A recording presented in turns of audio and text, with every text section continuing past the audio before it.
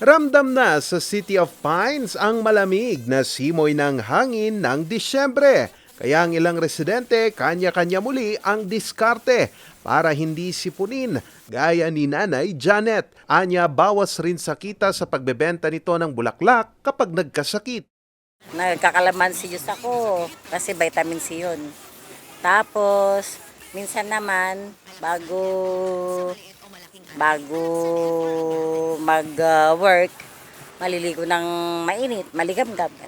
Sa tala ng DOST Pagasa Baguio Synoptic Station, bumagsak sa 15.2 degrees Celsius ang temperatura noong alas 5 ng madaling araw noong Lunes, December 16.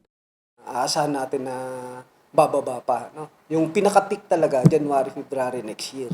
Pero this December, expecting na bababa na rin, ano? Kasi tutuloy-tuloy na ito. Bunsod na rin ito ng paglakas muli ng hanging amihan. Katunayan, naglalaro na sa 15 hanggang 17 degrees Celsius ang pinakamababang temperatura sa lungsod na madalas maitala tuwing madaling araw. Pero maliban sa malamig na panahon, asahan pa rin ang mga pag-uulang dala nito. Expected natin may mga isolated rain showers, ano? Kasi nga may mga localized thunderstorm tayo because of the shear line and of course yung ibang weather system na pwede umapekto sa atin. Kaya ang ilang turista enjoy sa pamamasyal gaya nila Laura at Danica na mula pa Canada. The temperature is actually really cool. Like, it's very flowy. Like, you can just go out in a t-shirt.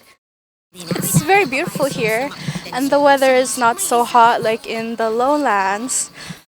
Ang pamilya naman ni Lian sa Baguio City na rin piniling magbakasyon para masulit ang holiday season. Kasi mainit dun sa amin sa Ilocos. Mas gusto namin sa December kasi malamig. Pinapayuhan pa rin ng City Health Office ang publiko na huwag kalimutang magsuot ng mga pananggalang sa lamig para maiwasan ang iba't ibang sakit ngayong malamigang panahon. Charles Nicolimon para sa Luzon Headlines.